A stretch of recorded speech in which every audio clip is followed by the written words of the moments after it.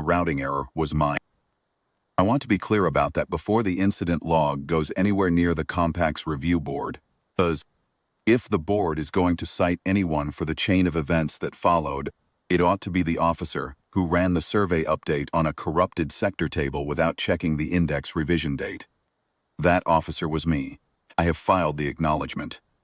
What I have not been able to file, 4 days later, is a satisfactory explanation for what the routing error actually caused.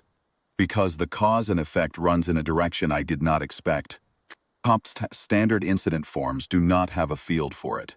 My name is Velashona. I hold the rank of Senior Cartographic Scout, 2nd Survey Branch, and I was 11 days into a solo transit corridor mapping, run through the Kalath Deep Field, when the primary navigation core, a micrometeorite strike. The impactor was small, 3 grams, perhaps 4, moving at a velocity the hull rating tables classify as non-critical. The tables were not wrong about the hull. They were not fully right about the nav core housing, which is a distinction that matters considerably when you are 11 days from the nearest compact relay in a stretch of space that appears on most charts as a dotted line, and the annotation survey pending. Strike happened at approximately 14 hours. Local ship time. I was in the aft survey bay running passive scans on a gas filament structure, moderate cartographic interest. I felt the impact as a vibration in the deck plating.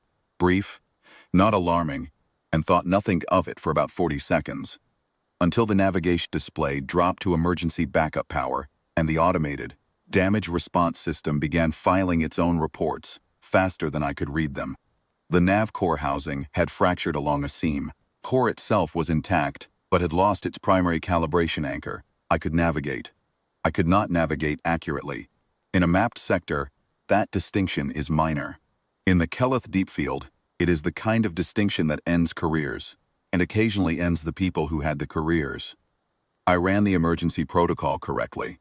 I want to note that as well, since I seem to be acknowledging errors at the moment, and it is useful to establish where the errors stopped. The emergency burst went out within 4 minutes of the strike. Automated, as designed. Press distress packet containing my vessel's identification, last known coordinates, damage summary, and a request for repair and recovery support addressed to the compact relay station at Sector 11. The packet was flagged urgent, compressed to standard emergency format, and routed through the backup comm array, was the first and only system I had not yet confirmed was operating correctly. The backup comm array was operating. The routing table it used was not current. I had updated the survey database 3 days prior from a compact archive relay, and the archive had been running a sector index file that was, I subsequently learned, 17 months out of revision. Sector 11's relay identifier had changed in that window. A routine administrative adjustment following the compact's border alignment review.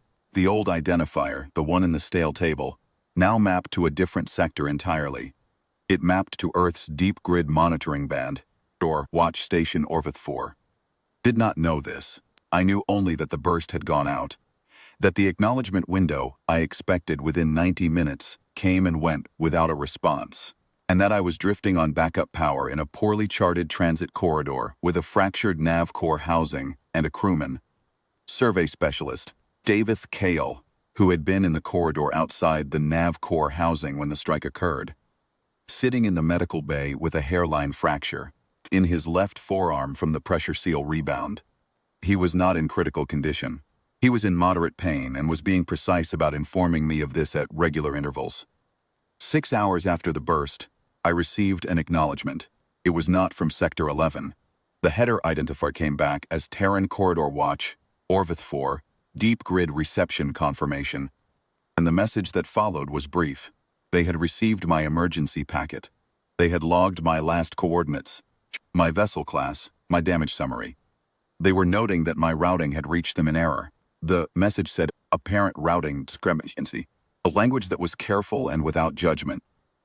And they were querying whether I wished them to forward the packet to the correct compact address, or whether I would prefer they respond directly, as they had a transit support element in the corridor currently conducting routine survey work and divert. I read that message 3 times before I understood it. Then I sent back, Confirm direct response, please. What arrived? 4 hours and 20 minutes later was not one ship. It was 3. The lead vessel was a Terran survey tender, broad-hulled, workhorse class, the kind of ship that carries repair equipment in quantities that suggest whoever packed it expected to be fixing things for some time. Behind it came a second tender, which I later learned was carrying a full Navcore replacement inventory among other supplies, because that is apparently what Terran corridor survey elements carry on deep field transits. Behind both of them was a medical corvette that had been operating as an escort for the survey element, and which, in the absence of any particular emergency of its own to attend to, had come along. The lead tender's docking officer made contact when they were 30 minutes out. His name was Bren Orvath, a human name, compact, functional, and he opened with what I had come to understand over the course of a fairly eventful 6 hours was the characteristic Terran conversational register. He said that they had looked at my damage summary, that the Navcore housing fracture was probably a 4-hour job with the right tooling, that they had the right tooling, and that they also had a medical officer aboard who could look at the forearm fracture if I wanted, since that was the kind of thing that was better addressed sooner than later.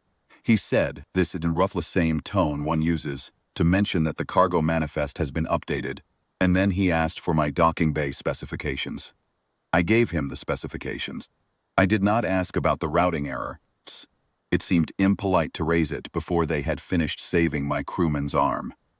They were aboard within the hour. The medical officer, a human named Solus, which I noted because she introduced herself twice, apparently uncertain whether the universal translator had rendered her name correctly the first time, examined David Kale, confirmed the fracture, set it with a compact bone anchor tool that she produced from a case about the size of a field kit, and informed him that he should avoid load-bearing use of the arm for 8 days. She said this in a tone that suggested she expected compliance and was prepared to be specific about what constituted load-bearing.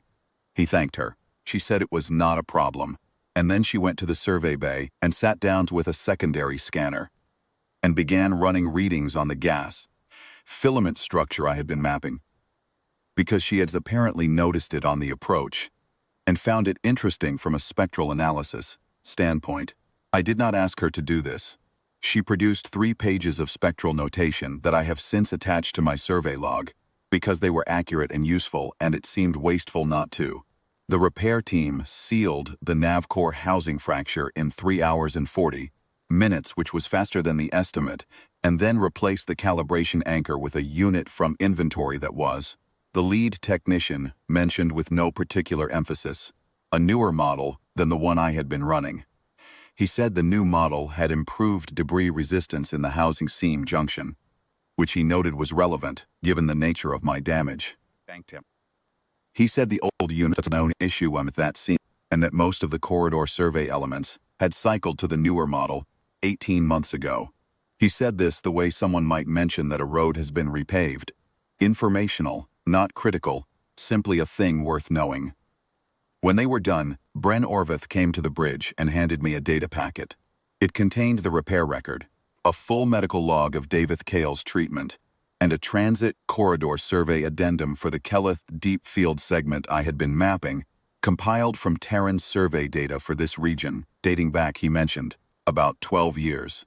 He said they had been running periodic corridor surveys here as part of their deep field mapping program, and that the addendum might save me some time. He said this without any visible awareness that handing a compact cartographic scout a completed survey of the region she was currently being paid to map was a transaction of some mild institutional irony, or, if he was aware of it, he declined to mention it. I asked at that point about the routing error. I thought it was time.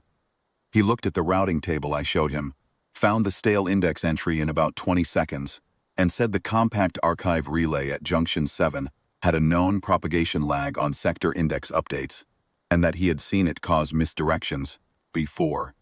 He said the compact had been notified about the lag some time ago. He said it in a tone that did not accuse anyone of anything, which I appreciated, since I was the one who had used the stale table. They departed 4 hours later. The medical corvette left first, then the second tender, then Orvath's ship. The lead tender's running lights were the last thing visible before the corridor swallowed them. I filed the incident report the following morning. I noted the routing error, the cause, and the corrective action I intended to take. I noted the repair, the medical treatment, the survey addendum. I noted, because the form asked me to describe the responding assets, that I had received hull repair by 2 survey tenders, and a medical corvette, a nav core calibration anchor, a bone anchor fracture treatment, 3 pages of spectral notation for a gas filament structure of moderate cartographic interest, and a 12-year deep field survey addendum for a corridor I had been mapping for 11 days. Then I noted, in the additional comments field, that none of this had been requested. I had asked for repair and recovery support and a medical consult. I had received those things, and a survey dataset, and spectral notes, and a calibration upgrade. I also noted that the routing error had reached Earth's monitoring band because of a stale sector index, and that if the index had been current, none of the preceding would have occurred. I would have reached Sector 11's relay, received a compact response vessel, received hull repair and medical care, and continued the transit run. That would have been correct and efficient and entirely unremarkable. I wrote all of that down, and then I sat for a moment looking at the attachment list, the repair record, the medical log, the spectral notation, the survey addendum, and I added one final line to the comments field. I wrote, "The stale index is still in the archive relay at Junction 7. I recommend it be updated." I did not write what I was thinking, which was that I was not entirely certain I was in a hurry for that to happen. I submitted the report and went back to work.